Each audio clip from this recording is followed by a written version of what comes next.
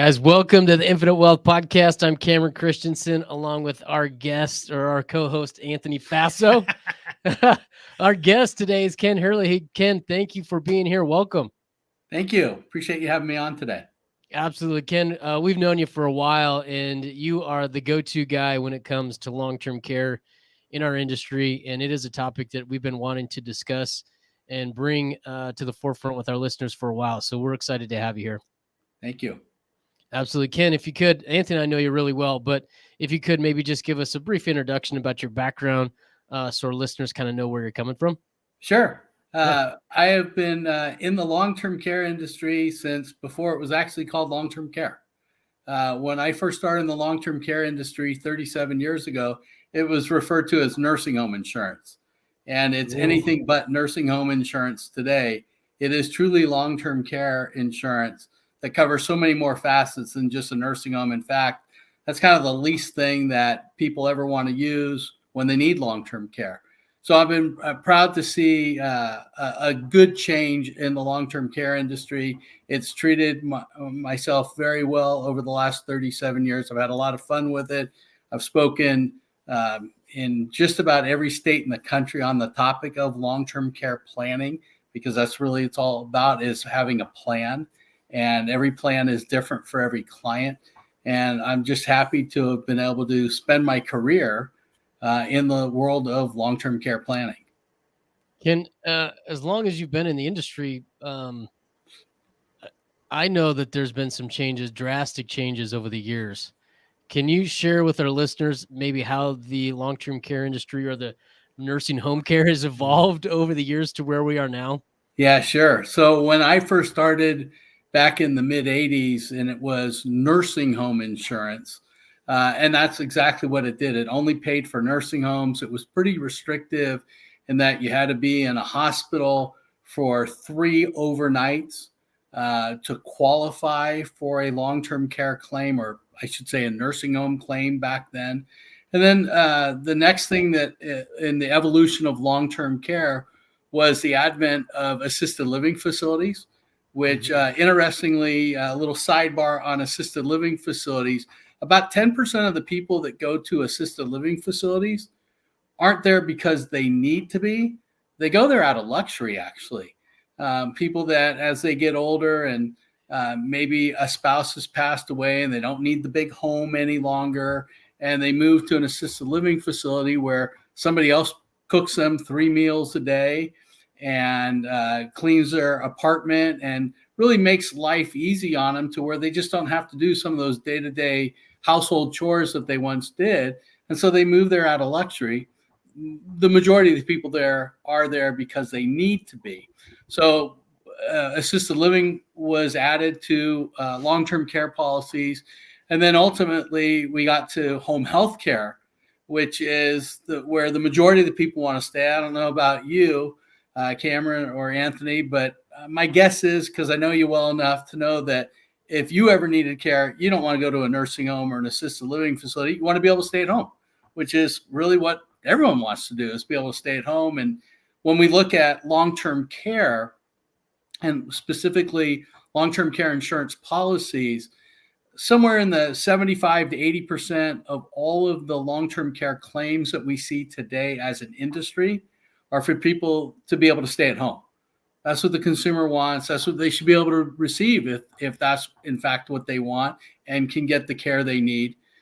Interestingly, the care at home is given in many cases by people from other countries, that immigrants. And depending on where you are in the country, you'll see different immigrant groups that tend to be the caregivers. And that's not always the case, but I'll give you 2 examples. I live in the San Francisco Bay Area. This is where I'm born and raised. I live 20 miles from where I grew up, which I grew up in Marin, just the other side of the Golden Gate Bridge. And now I live in Sonoma County, where, little sidebar once again, I live in Sonoma County where they make fine wines. Napa's where auto parts come from. So I just want to make sure people know that one. Yeah, Napa people don't appreciate that. Taking shots. Okay, Ken. Yeah. Just a little humor for the day. Yeah. But interestingly, in the greater San Francisco Bay Area, it tends to be the caregivers that are pretty well known, pretty popular, is people that are from Fiji, so Fijians. If you go to the greater Chicago area, it'll be Polish immigrants tend to be the primary caregivers there. So different parts of the country have different groups of people, ethnic groups of people that provide care. That's not to say that others don't, but it is kind of interesting that depending on where you are in the country, you might see a different group of people that tend to be the home health care providers. With my own family, when my father needed home health care, we had a lovely woman who was Fijian, who had been in the United States for many, many years providing care, and she was phenomenal at taking care of my dad's needs for the last few years of his life. Ken, thanks for sharing that. I've met with people over the years that have had some long-term care policies in place, and they've been pretty old, actually, right? So if I've seen one, it's usually been around for a while. Yeah. And typically there's a lot of frustration that surrounds kind of that policy, that product. Usually they got it and they had some pretty decent benefits. And over the years, those benefits have been decreased. And then also they've got some notifications that the premiums have actually increased. Yeah. What has happened, right? And it's also my understanding that there used to be a pretty broad spectrum of providers that were available, but over the years that network of providers has shrunk quite a bit. Why is that true, and why is that? Yeah, so address a few of those questions. So when I first, once again, started in this industry, there was greater than 100 carriers, insurance carriers, that provided some type of nursing home care, and then fast forward into long-term care policies. And today there's probably around 20 carriers. So we've seen a contraction of carriers. Not everyone has stayed in the long-term care industry, but that doesn't mean that the policies go away. That just means that the carrier they bought the policy from just no longer is in business to sell new business, but they still service and manage those policies and take care of the client's needs and deliver on the promises that they've met. The other thing that we've seen with a change in long-term care, and actually let me go to the rate increase. So the older nursing home policies, or the older what we refer to as traditional long-term care policies, and I can explain the difference between traditional and asset-based. But traditional long-term care insurance policies, which are really have been around a little bit longer than asset-based long-term care policies, those policies have had rate increases. And in some cases, when we've seen people that have taken a reduction in benefits, it actually wasn't that the carrier reduced the benefits. They did, but it was only after the insured authorized a reduction in benefits to keep the premium down. What's happened is with these rate increases, in some cases, the clients have been given the opportunity, the new premium, I'll just make up a number, went from $1,000 to $1,500. And if you don't want to pay the additional premium for that same benefit package that you have, you can reduce your benefits and we'll keep your policy premium at $1,000. So they'll take a reduction in benefits. It might be the duration of how long the policy will pay long-term care benefits, or it could be the daily or the monthly maximum of benefits that gets reduced to bring that premium back to that original $1,000 premium.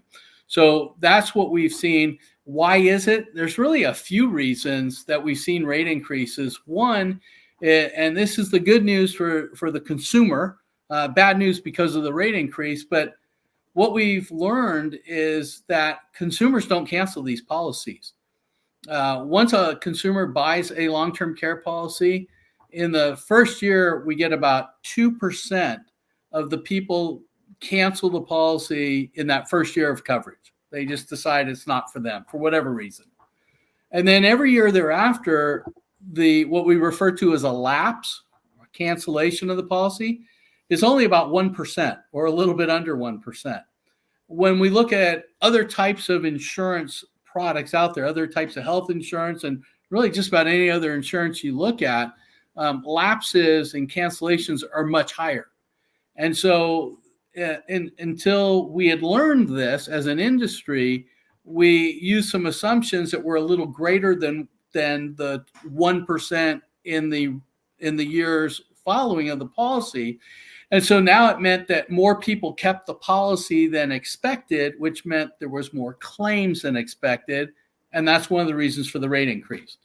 The other reason for the rate increase is if you go back, 2007, 2008, look where interest rates were. And what did they do for the next roughly 15 years? They did nothing but go down, down, down. And it's really only been, I'm speaking more your world and your expertise, but it's only been in the last really 15, 18 or so months that we've seen interest rates start to come back. And insurance companies rely heavily on those interest rates for their investments to be able to offset some of the costs of future claims, is from how they invest the reserve dollars. And because the interest rates were so low for so long, that affected the pricing as well, which meant carriers that had older policies that were counting on a higher rate of return on their investment and didn't receive it had to raise rates to make up for that lost income that they weren't receiving from the interest rates. All right. Now, Cameron, I would tell you what. I'm sorry. No, go ahead. Rudely interrupted. Go ahead. Yeah, I'm sorry. Cameron. I'm not sorry to you, Cameron. I wanted to say that what you're saying happened to my parents, where they had more of the traditional long-term care policy. Then we got a letter. Premiums were going up, just like you said, 50% more, or you could lower the benefits. And my mother-in-law got pissed. I've been paying this thing. I mean, I knew when the premiums were due is in November, because they were complaining about it every November of paying these premiums. But I think it was very valuable to have it. And when they got this note increase, my mom-in-law, she wanted to cancel it, but I'm like, Ma, no, we're 78. I know we've been paying into it for a while, but like now is when we need it. I didn't tell her this, but if she would have canceled it, I would have paid for it myself. Sure. Because like eventually things are going to come down to the next generation. And so fortunately she kept it. And my mother actually is in this, went to assisted living, and she needed to, but her lifestyle jumped up. I mean, she lived in the same house from when we were younger, or like from when I was born. And now she had a nicer place, food, laundry. It was almost like I kind of told her she was in Cabo, an all-inclusive resort for like Sun City, Cabo, right? But I would say that long-term care policy we have for her has literally been a lifesaver. To be able to give her the care that she needs. Yeah, they really can be. And I've heard so many stories throughout my career of how long-term care insurance policies of any type have, whether it's saved the family home, the family farm, or just the quality of life when the person needs long-term care is so much greater and so much nicer, because they have the resources to be able to pay for the different services that client needs, versus how am I going to pay for this home health care? How am I going to pay for this assisted living facility, this nursing home, and having to sell off, the home and other assets that, we've worked 30, 40, 50 years of our lifetime only to find out that we lose it virtually overnight for long-term care. I don't know about you, but that's not what I'm working for all these years, is to be able to spend it all on long-term care. So I want to protect myself against it. Kim, Ken, you've been in this space for quite a while. Why is long-term care important to you? It's important to me because I've seen what it's done for my own family. With my grandmother experienced a long-term care event, and most recently both my parents, but just how it can really help people, and the stories that I've heard over my career of how people that didn't have long-term care coverage and what it did to their families. And then the flip side of that is also the great positive stories, to Anthony's point a moment ago, about those people that do have long-term care coverage, and how it was a game changer in their life, that if they didn't have long-term care coverage, they're not sure what would have happened in being able to keep that person at home, or into a facility, or just that quality of life. And it's been a great business to work in. I have friends in all over the country that I've worked with, advisors like yourself and other home office company employees that I've worked with. And it's just been it's a great industry. And when I talk to most people like myself that are a home office employee that are out there supporting advisors, they have their own personal story. There's not too many wholesalers like myself that don't have a personal long-term care story. And so, and that's true of a lot of advisors and insurance professionals that sell the product, that they've had a family experience, and they understand, because their family member either didn't have coverage, or because they did have coverage, how the impact that it made. And so they're just believers in it. I'm a huge believer in it, because I know what it's done for so many tens of thousands of people that have had long-term care and long-term care experiences. Now, can you explain in regards to long-term care? It's not just the nursing homes. It could be assisted living, or even the ability to have a care provided in your house. Yes. So what would you say are some of the risks of not planning for this risk? Yeah. So, not planning for the risk can be financially devastating. It can tear families apart. For so many people that are married, for example, especially us men, we're the worst because we think my wife's going to take care of me. Well, it doesn't always work that way. Think about today. So you can tell I got a little bit of a round face. I'm a big boy. Okay. I don't know if my wife, I'll be 59 next week. My wife's 57. I don't know if something happened to me tomorrow. I don't know that my wife could lift me in and out of bed, in and out of a chair, help me get dressed, help me take a shower. And that's today, and we're young and we're healthy. Think about when we're 80 years old, which is when most people need long-term care, is right around age 80. Think about my wife at age 80. How's she going to move me then if she can't do it today? She's not going to get stronger as she gets older. I'm sorry, it just doesn't work that way, right? So that's one thing to think about. Spouses will do everything they can for you, but there's limitations. The family in general can be, it's very difficult. When my two sisters, when my father needed care after my mother passed away, we jumped into action to help take care of my dad. And he didn't need a lot of care, but he needed to be watched over, made sure he took his medicines a couple times a day and meals and those types of things. And so my sisters and I were ready to jump in. I was still working full time. I travel for a living, so I'm gone a lot. So I wasn't the most reliable person, which meant it was my two sisters that also lived a lot closer and were retired, had to take care of more of the things than my father.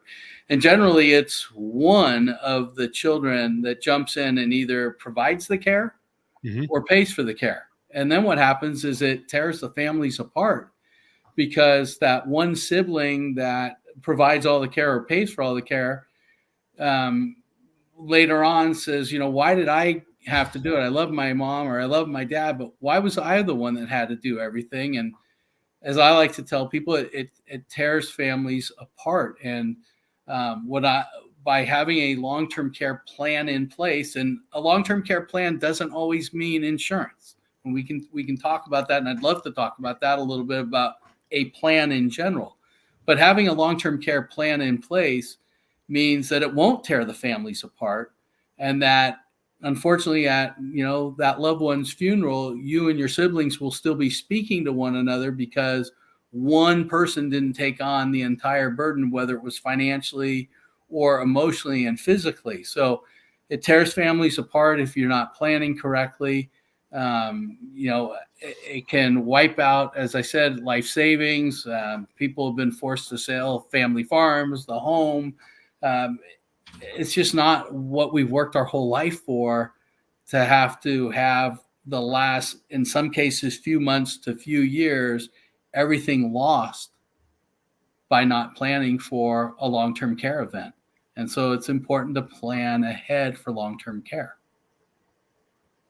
Ken, you mentioned having a plan in place and it not being solely on insurance. Can you expand on that? What does that mean? Yeah, sure.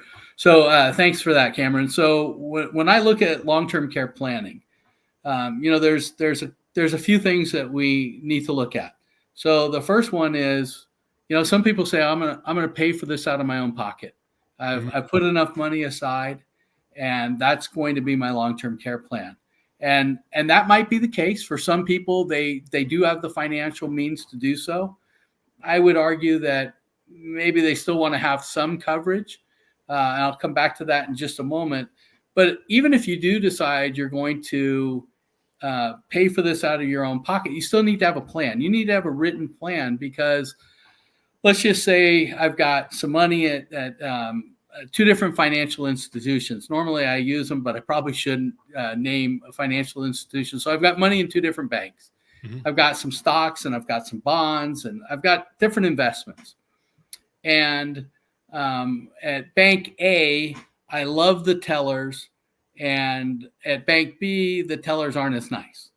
Well, so when I need care and I have to pay, and I'm incapacitated, so my kids step in and they're going to manage my financial affairs, and they don't know that I don't really care for the tellers at Bank B.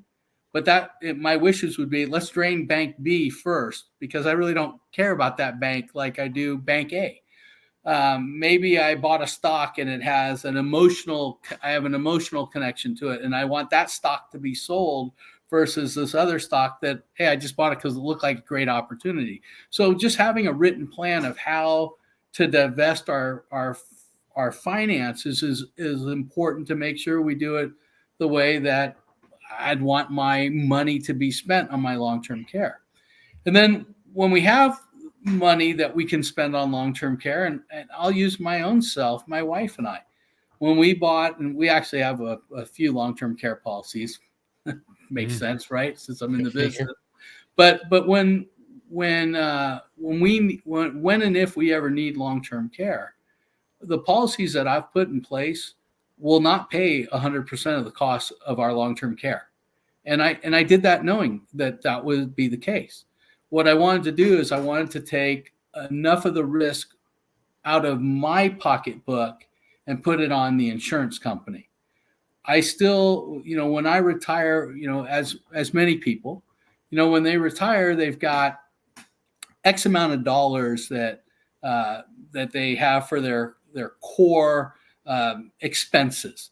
But if you've done well and you've planned well, hopefully you've got some discretionary income that's to go out to eat and to go to the theater, to go to ball games, to travel, to go to the movie, whatever it is that you like to do that is beyond your everyday living expenses.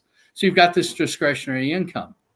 Well, I know we're going to have enough discretionary income that, at least I believe we will, that we'll be able to make up the difference between what our long-term care policy will provide and what the cost of the care will be. Additionally, some of those things that my wife and I like to do today that we'll do in our retirement, if something happens to one of us, some of those things are going to stop. If we like to travel and I'm incapacitated, or I just, for whatever reason can't travel anymore, my wife's not going to go without me. Well, she may, but I hope that she wouldn't, that she'd stay home with me. So all of a sudden, those dollars that we were using to pay for travel, we could use to offset, to pay for some of the cost of long-term care. So I can bring my premium down of what I actually need to buy in the way of long-term care coverage. And that's a decision that everyone's going to look at a little differently, how much they can fund out of their own pocket versus how much they want of that risk to hand over to the insurance company to pay for it. And in fact, some people say, if I'm going to buy long-term care coverage of any type, I want it to pay either 100% of the cost, or I don't want it to pay anything at all. I'm not buying it. And that's fine too. Everyone's got a little different risk tolerance, and that's what we have to build the plan to meet that risk tolerance for every individual. And that's the beauty of the long-term care policies on the marketplace today, is there's a lot of flexibility to mix and match and make them work for you personally. Ken, on that note, what are some of the solutions available to pacify this long-term care risk? Yeah, so today there's really two different types of long-term care coverage. There's what we refer to, and I referred to it earlier, as traditional long-term care, and that's the world that I started in back when it was nursing home coverage and then ultimately long-term care. And what that means is a long-term care policy. It's meant to do one thing and only one thing. If you need long-term care, whether it's at home, in an assisted living facility, or in a nursing home, it pays either a daily or a monthly benefit for every day that you need that care, either at home or in a facility. There's some negatives with the traditional long-term care insurance. One of them we already talked about a little bit, Anthony, and that was the rate increases. So those policies have seen rate increases and can have rate increases, so they're not guaranteed. So they can have a rate increase. The other is they're a little more difficult to qualify for. They are an underwritten product. So we will, as an industry, we look at your medical records and your kind of your health. What medicines are you taking, and what medical conditions do you have? And then we make a determination whether or not we can actually insure you for long-term care. So that's another consideration. And then the third one is that it's and this is going to sound a little harsh, but it's a use it or lose it. And the best way to kind of give an analogy to that is, think about your car insurance. You pay $1,500 a year for your car insurance year after year after year. And the good news is you never got in a car accident. And the bad news is you just spent potentially tens of thousands of dollars on car insurance and never got anything back. But what you did have, and what you did get out of that policy, is you got peace of mind, right? Mm-hmm. Not only is it required in most states to have some coverage, but most people, unless they're driving not a very desirable car, they have more than just the basic required by law coverage, because they have a nice car. They want to keep it protected in case something happens to it. But if you never use that car insurance, it's gone forever. And the same thing holds true with long-term care insurance. Now, the type of product and the company that I work for, our product works a little differently. It's what is referred to as asset-based long-term care. It's also referred to as a hybrid long-term care policy. So it's a long-term care policy that pays for long-term care, just like a traditional long-term care policy pays for. But the difference is, as we like to say, it's built on a life insurance chassis.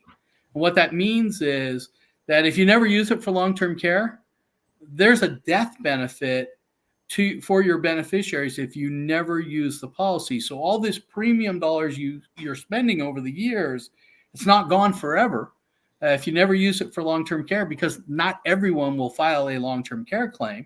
So for those folks that never have a long-term care claim, they're protected for their entire life. And if they just one day pass away in their sleep, which is what we all hope for, right?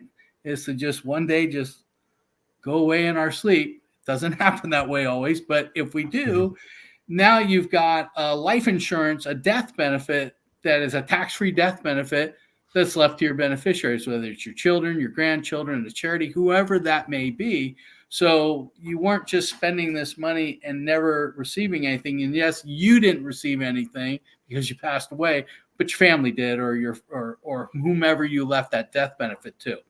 The other attraction to these asset-based or hybrid policies, they're also guaranteed. So they can't have rate increases. The death benefit, the long-term care benefit, and the premiums are guaranteed. What they show you is exactly what it's going to be. There's also more flexibility in how you can pay for these policies.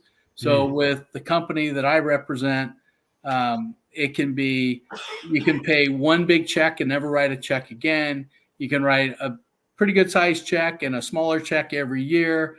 You can pay for 5 years. You can pay for 10 years. You can pay for 20 years, or you can pay to age 95 and then it's a paid up policy. So there's a lot of different ways that clients can pay for the policies, which just makes it that much more appealing because every client, once again, is a little different of where they are financially and how they want to pay for an insurance product.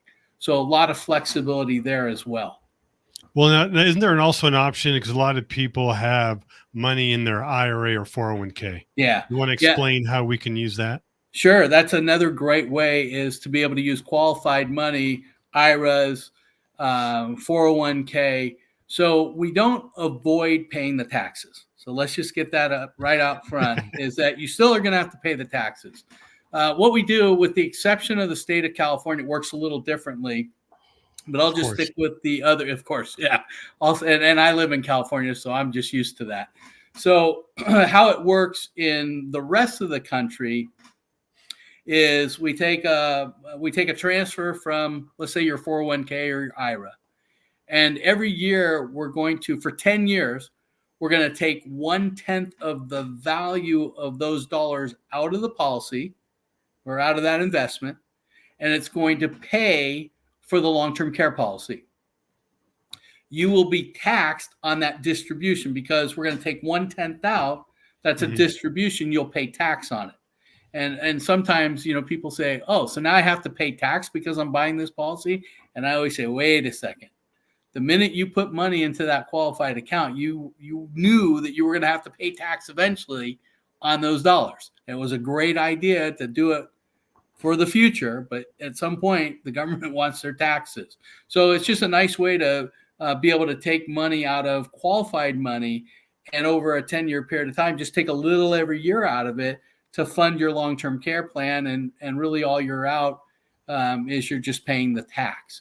So that's another great way to fund a long-term care plan. What I see, if you were to get a long-term care policy, one of three things are going to happen.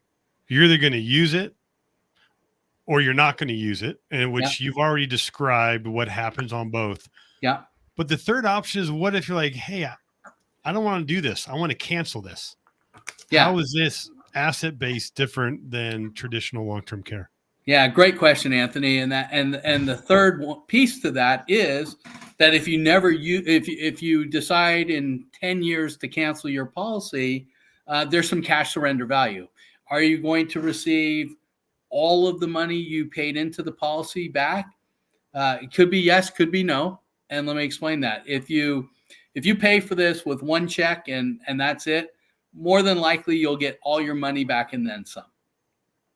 If you pay it on an annual basis, it's going to be a smaller dollar amount because we hadn't collected as much, and the cost of us not collecting the money up front it works out different to how we're able to return some of that cash surrender value. But in any case, no matter how you're paying the premium, there will be some cash surrender value returned to you as the policyholder when and if you decide to cancel the policy.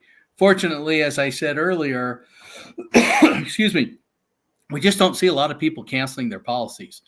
They realize that the younger they are when they buy the policy, that the cheaper it's going to be to hold that policy. So we don't see, this isn't like our car insurance where we're insured with this company today and 3 years later we go to that company, and we're moving companies, which some people moved often with their trying to chase rates, so to speak. We don't see that in the long-term care industry. People buy these policies and they just put them in their safety deposit box or in their wherever they keep their important financial documents, and they just kind of forget about them until they need them. And so we don't see a lot of people canceling policies, but if they do, there is that cash surrender value. Ken, we've seen a lot of states are incorporating an additional long-term care tax, that if you don't have a long-term care policy, you're going to pay an additional tax, a payroll tax. does this type of asset-based long-term care qualify? Yeah, good question. So far, there's actually one state, and that was the state of Washington, that put a plan in place that you're referring to, Washington Cares Act, and they do have a tax, and the tax is it's 0.058. So for every $100 you earn, you pay 58 cents. So you earn $100,000 a year, you're paying $580, and that provides a small long-term care benefit. If you have whether it's a traditional long-term care insurance plan or an asset-based long-term care plan, that will satisfy the state that you can opt out of paying that tax. There are an additional 12, 13 or so states looking at implementing some kind of a similar plan. A few of the states are a little farther ahead. California is one of them that is looking at doing something. Senate Bill 567. Who knows when it's going to pass, but it's just it's out there. And my biggest concern of any of the proposed state taxes that I've seen to provide a long-term care benefit, my biggest concern is it's going to give a lot of the American people in those states a false sense of security. If I look at the Washington plan, which is the only one that's truly functional today, it's a very limited benefit. It's a 1-year benefit at $100 per day. Well, just knowing the cost of long-term care, excuse me, $100 a day, maybe it'll cover 30 or 40% of the cost in the state of Washington and in most areas of Washington. So it's not necessarily enough coverage. And 1 year, that's nice. It's better than no coverage at all. But for so many people that are going to need care longer than that, it's going to leave them short. And for some people, they might think, well, I'm covered for long-term care because I have this benefit that was provided from the state of Washington, and I pay a payroll tax for it. Well, and then until they find out that it maybe really didn't provide as much as they thought it would, or they just don't have enough education about the cost of long-term care and how long long-term care could last for a lot of people. Ken, one thing you're missing is that the government is such a good steward of money. So them handling this, I'm sure, will be a benefit for everyone in the long run. Ken, I got a question for you, right? As we're talking about the cost of long-term care, you just referenced, hey, the state of Washington, it's a 1-year supplement of $100 a day. Do you have any resources available for somebody that wants to look at some practical numbers, right? Is there somewhere they can go to look up and say, hey, what is the average cost of nursing home care, in-home care in my area? Yeah. There's actually quite a few different resources out there. One of them is if you were to just Google, cost of care, One America Cost of Care Survey, that'll come up and give you a website. There's a few other companies that have cost of care surveys, and you can actually, with most of those different websites, you can go right to the state that you live in, and even in most cases, either the metropolitan city you live in, or if you live in a smaller area, you can go to that region and see what the cost of care is, not only today, but you can also project it out 20, 30 plus years out to see, based on experience over the last 15 or so years, how the cost of long-term care has gone up. And the best we can, the only thing we can do is use prior data to project future, but it still gives you a rough idea of what the cost could be in the future. So that's another great way to just have a good understanding for what long-term care could really cost you as you get older, as you approach that age where you might actually need long-term care. I would say when my mom has been in assisted living, I want to say 4 years now. Every year, 5% increase. Okay. Except for this year, it was 7%. But that is going to compound. And I think the problem is, even with my mom, she's healthy physically, like inside, but cognitively is where she struggles. Hmm. So one of the concerns is that she may need this care for a very long time. Yep. And one of the problems with her policy, believe me, I'm so glad we have it. And we can't even get those anymore. They don't even sell them because there's even a 5% inflation rider. Hmm. So it's a great policy. But the problem is it's going to expire. There's only so much of a benefit. And hopefully, I mean, I don't know, there's concern that we may eventually drain that. How Yeah. does that relate to with an asset-based policy? Yeah. So with One America, the company I represent and work for, uh, we actually have something that's rather unique. We're only one of two companies in the industry that offers a lifetime benefit. So, people with Alzheimer's, dementia, the average claim is about 8 years. So it can be a long time. And we've had claims that have gone much longer than that. So claims can last a long time. With our lifetime unlimited coverage, the benefits never run out. Most people have some type of a limited plan, whether it was 3 years, 4 years, 6 years of coverage. And when they go on claim, it's going to run out at some point, potentially, if they need care for a long period of time. We've also seen that people with limited benefit policies hesitate to file a claim when they need it because they're afraid they're going to run out.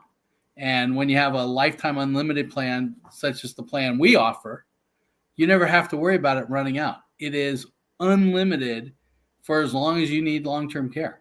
It will never, ever run out. And so it gives you a little more assurance that you can file a claim when you need it. You don't ever have to worry about what happens in 4 years when my coverage runs out, or in 6 years when my coverage runs out. This never runs out. We'll send you a check every month for as long as you need care. I will tell you, I'm not sorry to interrupt because I saw you going for it, but that's exactly what we do with my mom. Is that we intentionally waited. We played a little risk, that we actually waited a year to make sure that we could have more money in the future. Yeah. Ken, I heard you say earlier that average age of people that need that is 80 years old. When I heard that, I thought that I can wait till I'm 79. When should people start to look or consider? What's the ideal time to look at getting some sort of long-term care or these hybrid policies you're discussing here? All right. So Cameron, my answer is you're going to roll your eyes and say, yeah, typical insurance guy, home office guy. It's today. So the younger you are, the better off you are to buy the coverage for a few reasons. One, the premiums are going to be lower because you're younger. Yes, you're going to pay for more years potentially, but when you look at the lower cost versus the extra years, it tends to still be less expensive than buying later in life. But even more importantly than that, I mentioned real briefly, I think I did, and if I didn't, I apologize, underwriting. So these long-term care policies are underwritten. And so you have to have some level of good health. Well, the younger you are, the healthier you are. We don't, just like when I was talking about, it'll be easier for my wife to take care of me today versus when she's 80. We don't get stronger when we get older, and we also don't get healthier when we get older in most cases. So that's the other reason to buy it young. Now, something that I also want to mention for younger clients, and when I say younger, I mean folks in their 40s that start looking at long-term care. And not a lot of people buy in their 40s. Most people buy when they're in their 50s or so. That's kind of the starting time when we see people buying long-term care coverage. But for clients in their 40s, one of the things that we recommend, and we're starting to see more and more people looking at this, is buying a small policy today to get some coverage. It might not be all the coverage you're going to need, but because you're younger and you're healthier, the rates are going to be less. Buy some coverage today. As you get older and your income increases, you get closer to paying that house off.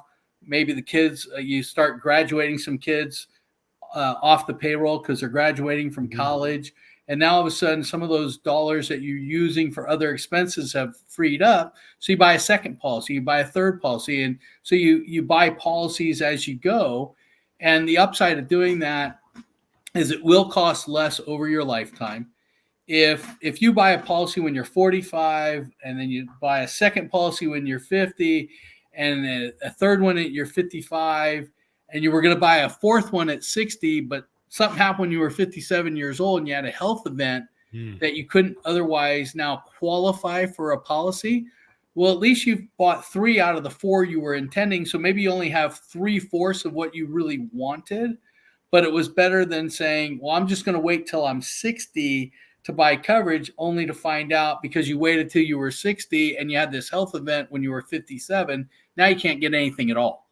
So we do see people buying some policies along the way as another way of taking care of the long-term care risk. You don't necessarily have to buy it all at once if you're younger, but look at, buying a few policies over a period of time. Good stuff. Great point. Ken, is there any questions or topics that we haven't asked you that you think we should bring up?